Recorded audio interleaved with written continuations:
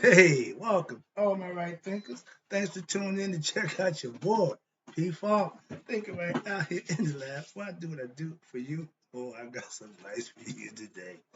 Let's get this party started. Rightism 25 rules to live by. Storytelling. Story with a message. There's a message and a story for life. I appreciate you tuning in. I hope the words are working out for you. I hope the lessons are getting you where you need to be. Let's do what we do. Right Thinkers mission, and that's what I'm on, okay, is to enlighten, inspire, educate, and motivate you, the individual, to a higher spiritual level of enlightenment.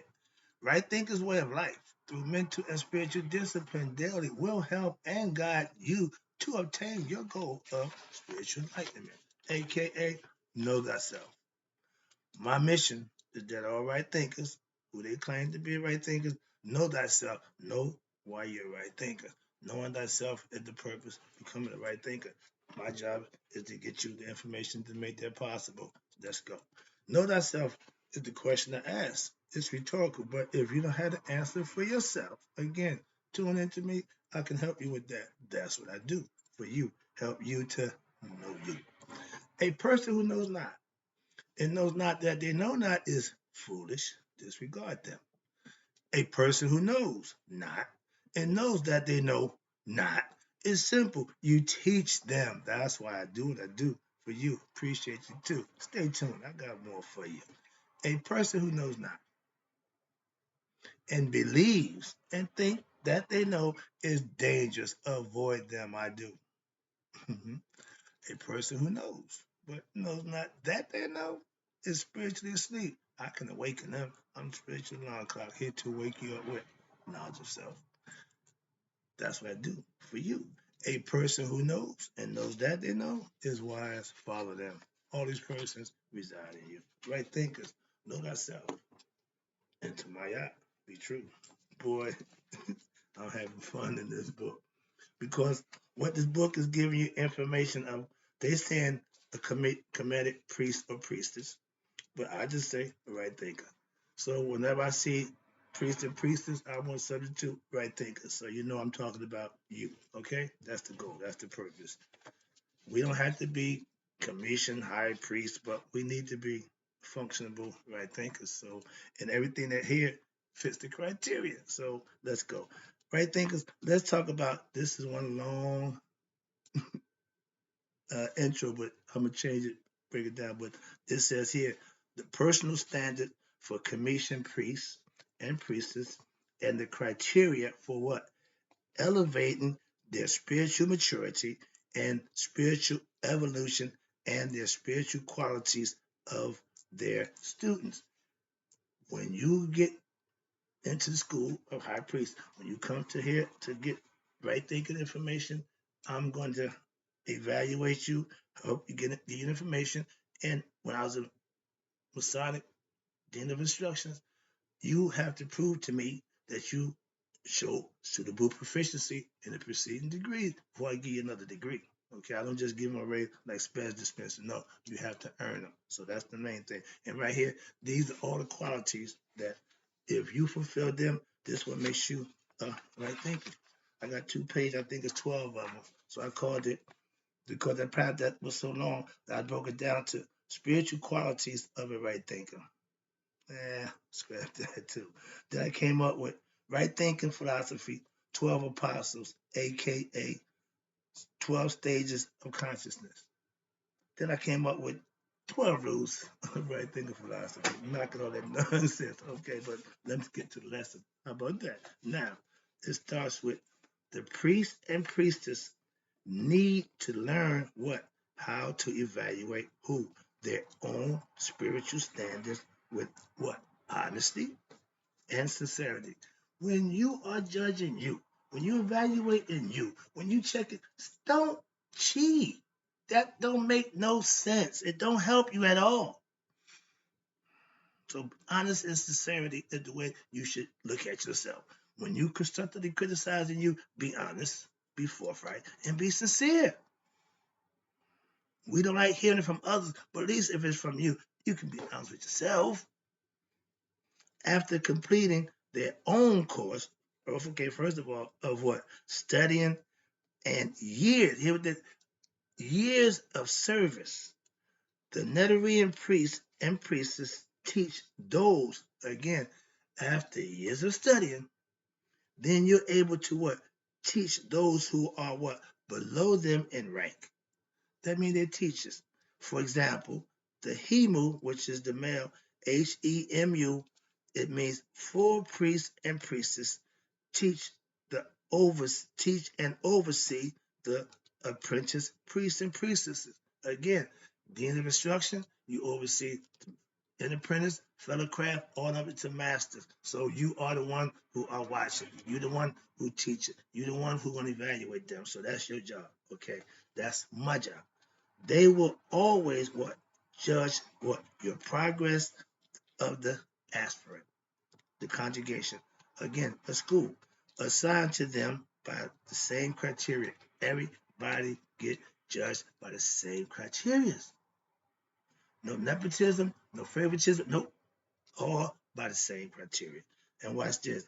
They should base their judgment on what? The following initiatic criteria. And these are going to be things I'm about to go over with you. The aspirant, the aspiring priest and priestess who are practicing should reflect upon these criteria.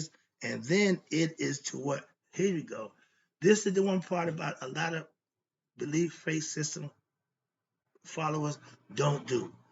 Apply the instructions of the novice aspirants when the time comes. You are new to this system. You are new to this philosophy. Just pay attention, learn, and you'll be fine. You ready? Let's go. The first one is consistency and balance. What that mean? Again, glad you asked. Consistency and balance is does what a person, the one question is, do he show consistency and balance? And the question is, does a person follow through with what? Doing what they say they will do. If they're a man of their word, woman of their word. Do they say what they mean? Are they honest and forthright? And do they mean what they say? Are they backing what they say? A lot of people just come out their face any kind of way and don't have a clue what they're saying. So all these things are important if you're going to speak. Or watch this. Are they just fickle, following their senses? Whimsical, just throwing stuff out. I know a lot of people like that. It's very annoying. Okay. Because when you question them about what came out their mouth, oh, I didn't mean that, but that's what you see. So don't be that person. All right. I'm going to do a lesson on that person. I'm going to put that down. Quick note. That's all. All right, here you go. So now, is the person emotionally unstable or are they balanced? Do they freak out every time something happens? They get all crazy. Are they under control? That's important. You want to be under control. Remember, the main house rule: don't blow your cool. So, is the person infirm or healthy in body and mind? Does the person practice what? The disciplines of right thinking philosophy regularly, meaning daily. These are all questions you got to ask the person who you're evaluating. If you see these things, that's what you recognize. Next one is, are they reliable? What's their reliability? You, the overseer, the teacher. I know all my students from my class who come and do. I can observe everybody. They ain't even paying attention. They don't think I'm paying attention. I don't do the paper thing. I don't know that. No. I hold everybody to be responsible. Watch this. Or reliable. A reliability is this person reliable? Do they show up at the appointed time? Some people always late. Do they pay their dues and tithes? This is from a Christian or organizational perspective. Now, as a Mason, that it's important to pay your tithes, okay? Or your dues, excuse me, on time, or do they come up with what? A bunch of lame ass excuses on a regular basis. I hate those kind of people. I just cut them out. Why? I'm tired of hearing a bunch of nonsense. My man, we're done. Moving on. So if they that kind of person, cut them loose. If they imparted, tell them this ain't gonna be acceptable. That's all. Do they need, watch this, to be reminded of meetings, or are they attendance on time? That's the question again. Are they, watch this, there are three forms of participation. Where do they fall? Evaluate them like this. Regular attendance, meeting, and participate in program activities of the organization. As a Mason, that was part of my job as a worship master. Are they involved? Okay. Second one, intermittently attend meetings and participate in programs and activities of the organization. Every now and then, they ain't really all the way there. And seldom attend meetings and participate in programs and the activity of the organization. You got them kind of people that, whatever reason, they're not reliable. If they kind of person, don't trust them. Now, how about the integrity and honesty? First of all, integrity. That's you. What you think and feel about yourself. Don't nobody know what you do in the privacy of your own time. So if you have integrity, you do the right thing when nobody's watching. Okay? And with integrity breeds honesty. Does this person tend towards truth as opposed to delusions, aka lies? And can they be trusted to do what is righteous, even if it contradicts with what their egoistic desires? A lot of us got to make that decision. You do what's right, or you do what you want to do. I made that decision to do what's right a long time ago. So I understand doing what you want to do leads you to a whole bunch of stuff that you might not want to be bothered with. So listen to your righteousness. Does the person face the truth? Or when it happens, do they lash out in anger or resentment when what they are told something about themselves that's true? A lot of people can't handle the truth about them, especially constructive criticism. We've fallen way short at having somebody tell us about ourselves and without getting attitude or getting pissed off, start an argument. I'm 2024, I'm not going to bring out, point out people's flaws in personal situations. Why? I don't have that problem. I'm not even going to indulge in that. Simple. That's why. It makes a lot more sense to just let them be than to argue with them because you're trying to help them. I can't help you if you're struggling and fighting. If I see you in the pool or in the water and you're struggling like you're drowning, I'm going to jump in. I'm going to tell you, stop. If you don't do what I tell you to do, I'm going to leave you be. That's the concept. Moving on. So that's just how I am. I ain't got time for that. Now, that tells me how intelligent are they? Question their intelligence. About what? Is this person well informed? Keeping up with what's going on? Do they have the capacity to what? Think clearly and follow logical arguments, or are they dull and unwilling to read and study and cooperate with what? The spiritual teacher. Why? Do they ask intelligent questions and build on their knowledge to get better? Or do they just ask some stupid questions again and again without attempting to practice the advice that was given to them? I'm not going to continue to tell you the same thing over again. I'm gonna make a point and drive the point home. Yeah, but I'm not gonna keep reiterating. No, we ain't gonna have that. I don't got time for that. My kids know better than that. This is an important one. Competency and intuitiveness. Does this person do what is asked of them efficiently, or do they do it haphazardly without reflection or no regards, thinking about what they're doing, or consciously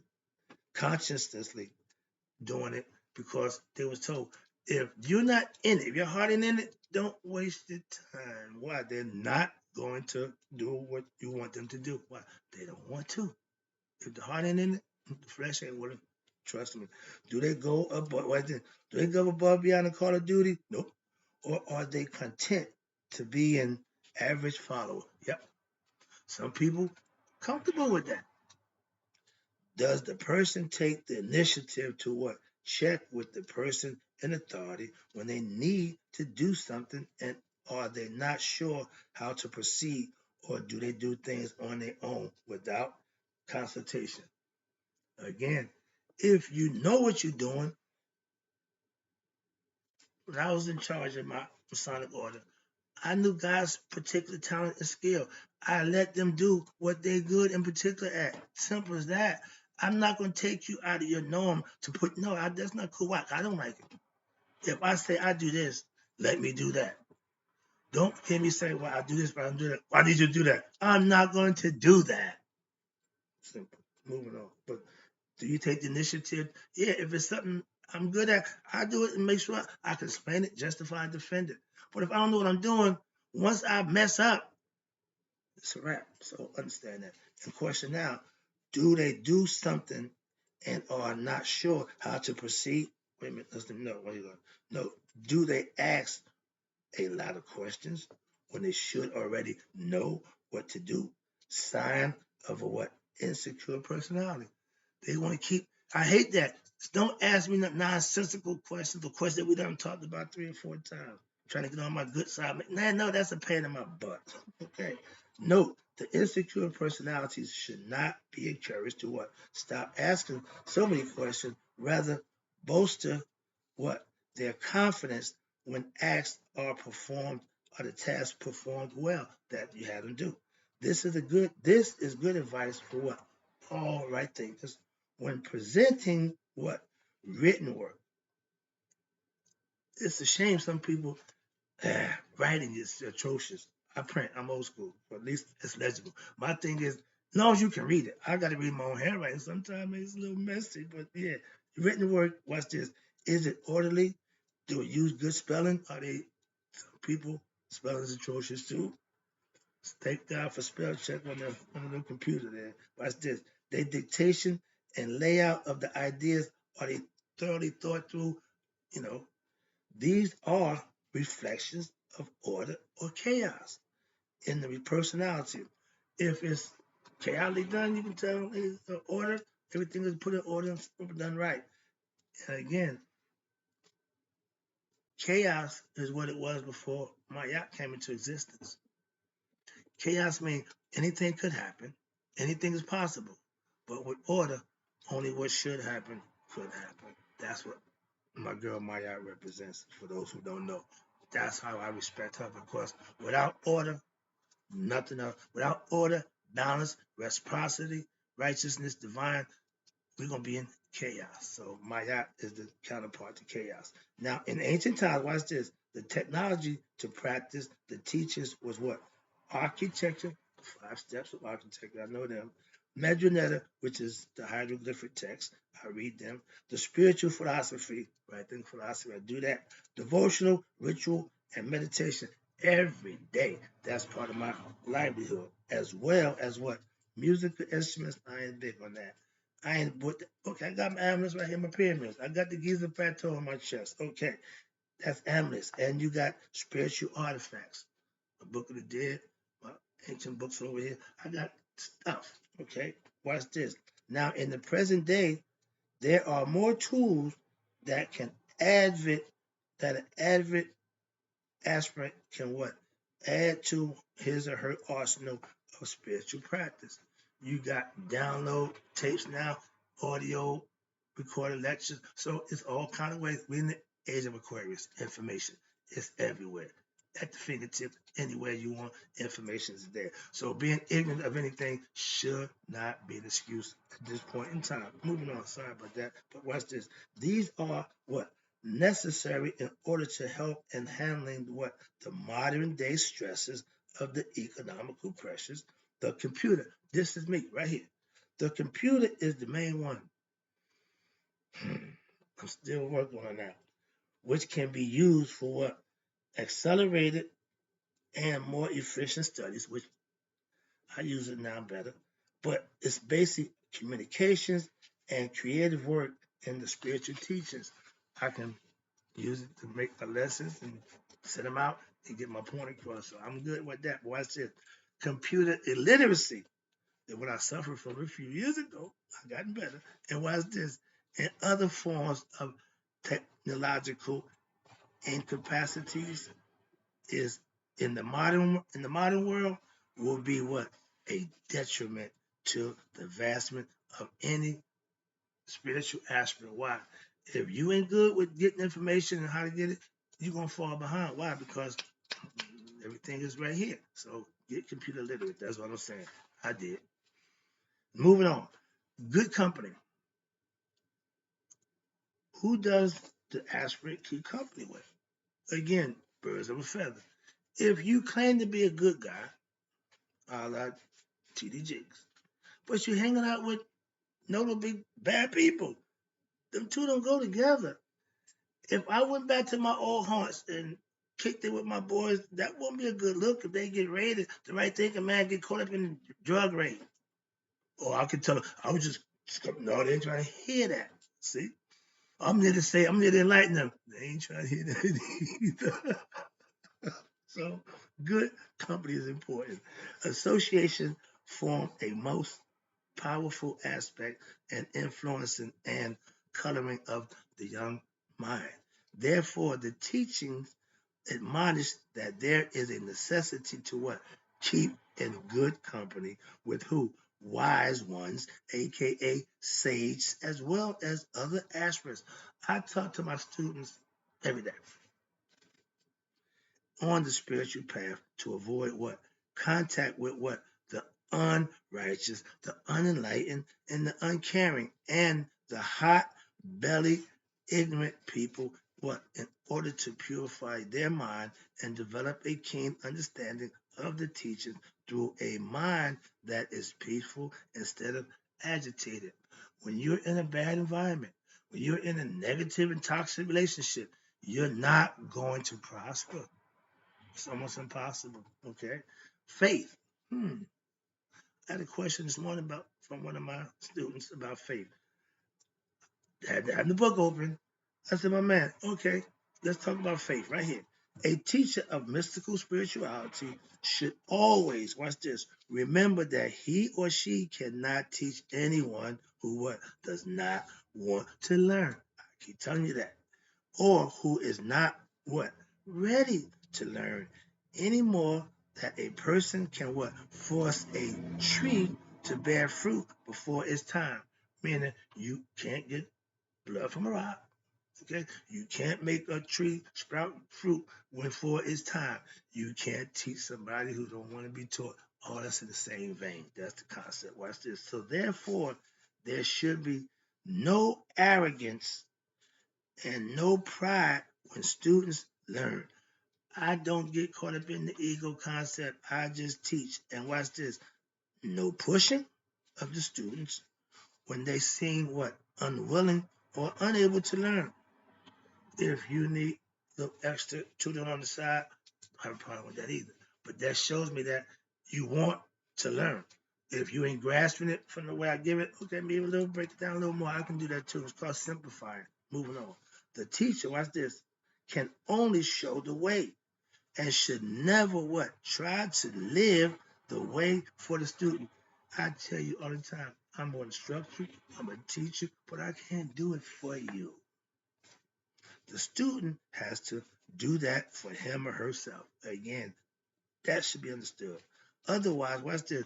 If you ain't doing it for yourself, otherwise, the learning is what? Not real and will not withstand life's challenges. Again, you won't last. Why? If you're perpetrating the faking, it's going to break you down. Why? Because it's going to put you to the test.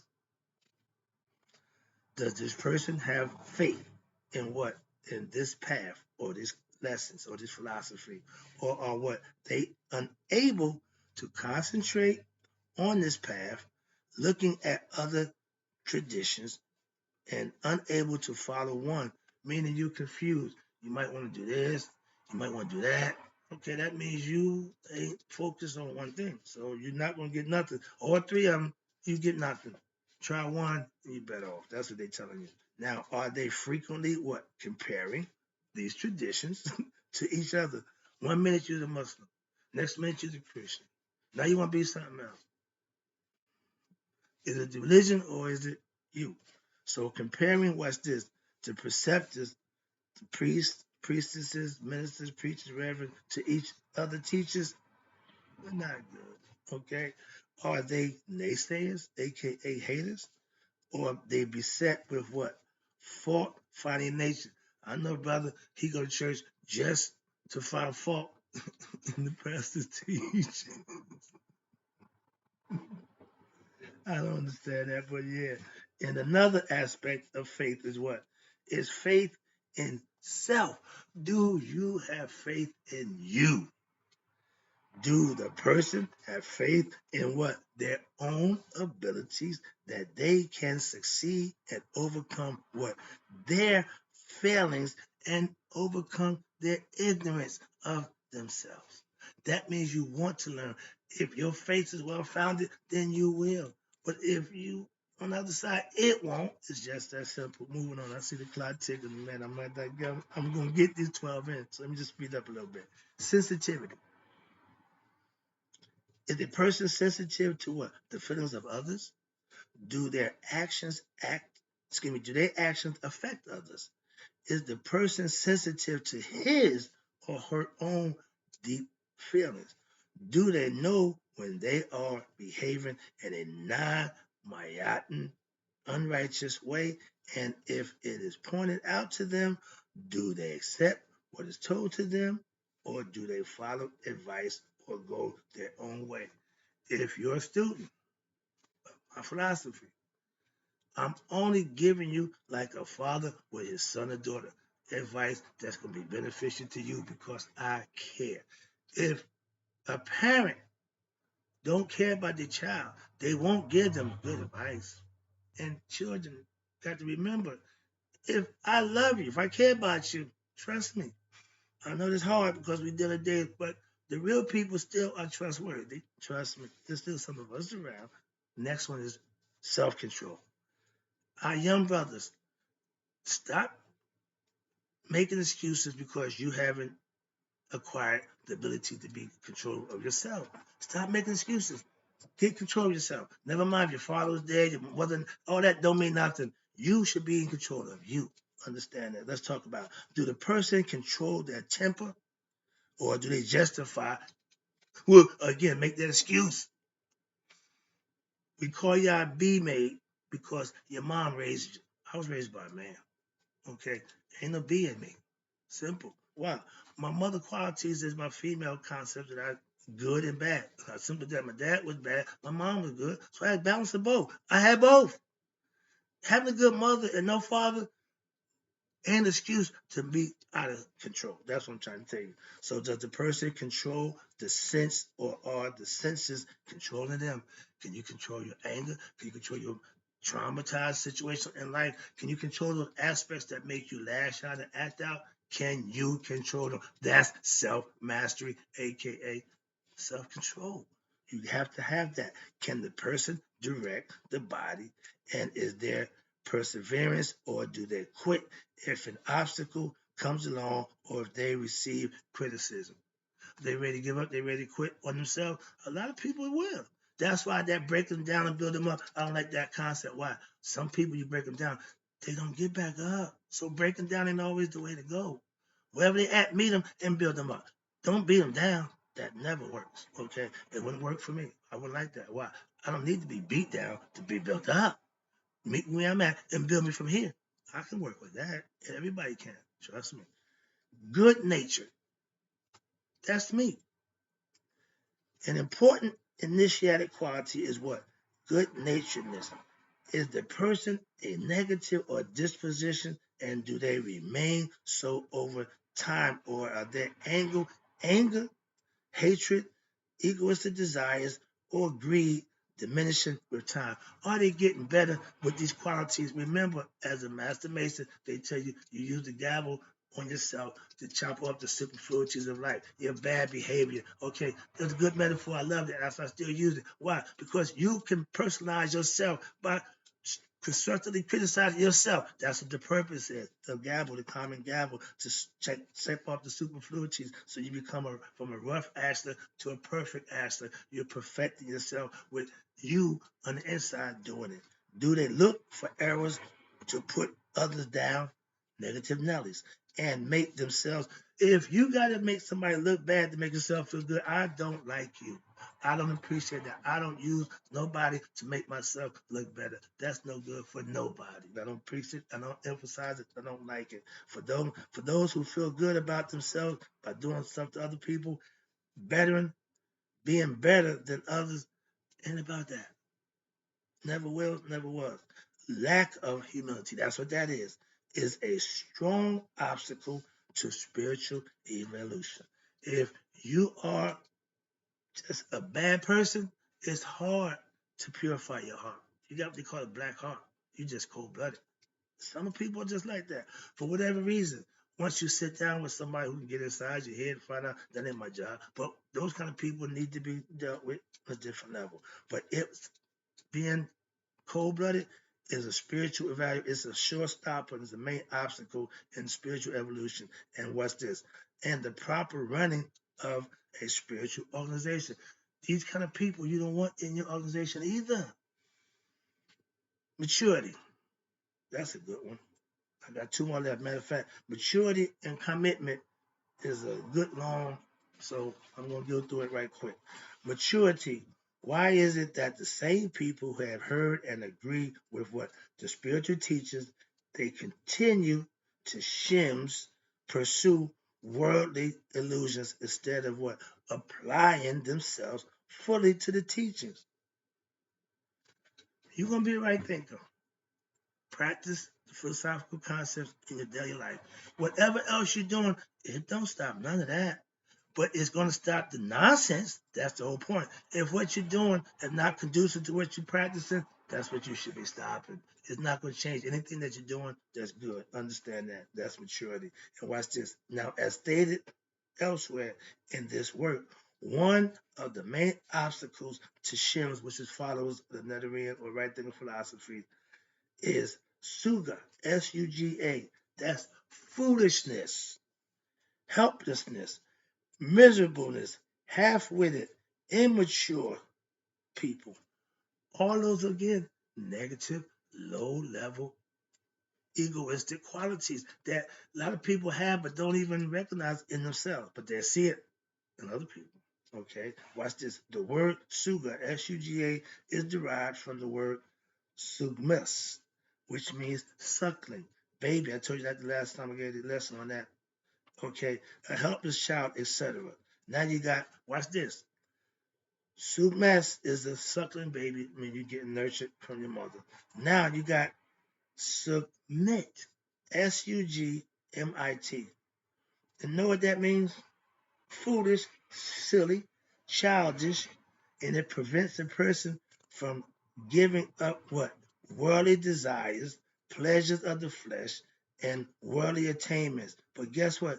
They got the hieroglyphic there. Again, the word, the sign for childish and immature or ego is a man with a hatchet in his head.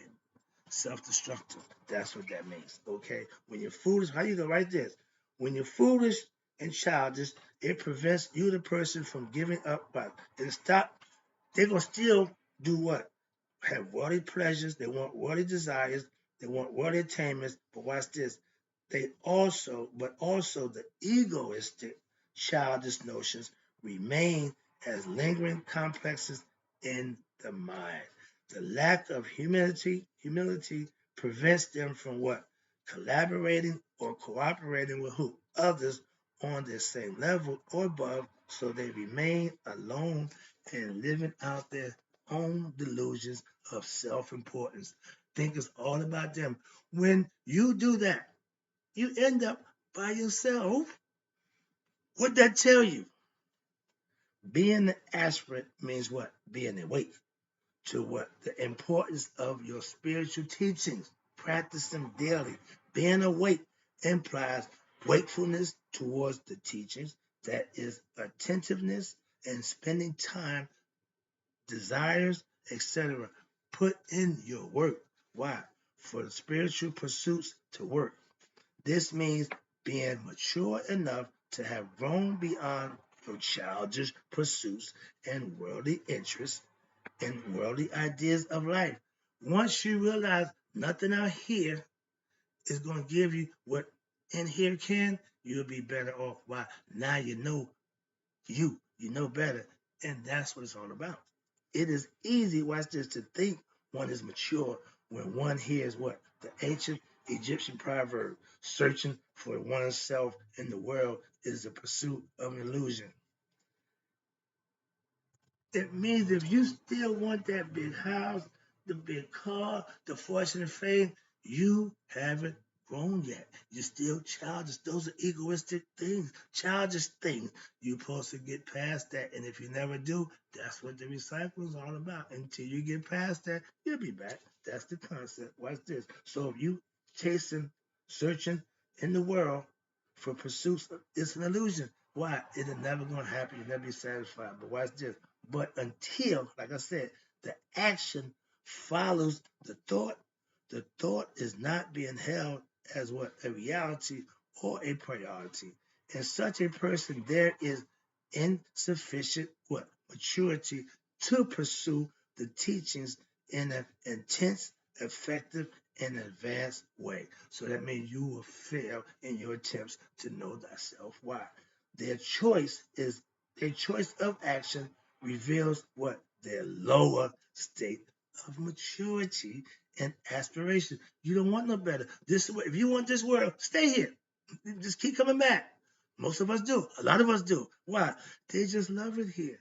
And until you change that mentality, you're going to continue to be here. Such people should what? Follow at the level of practice that includes, listen, devotion, devotional practice, that's praying, ritual, meditating, and the studying. I put my time in every day of what?